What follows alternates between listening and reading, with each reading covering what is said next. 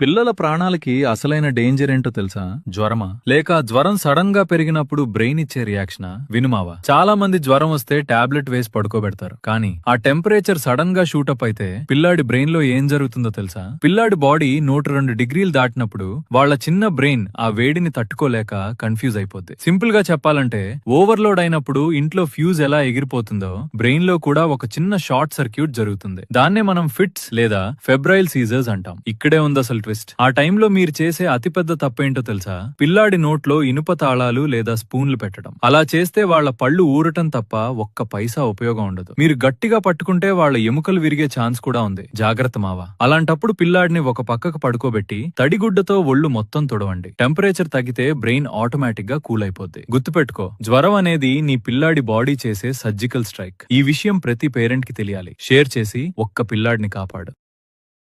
Download ShareChat.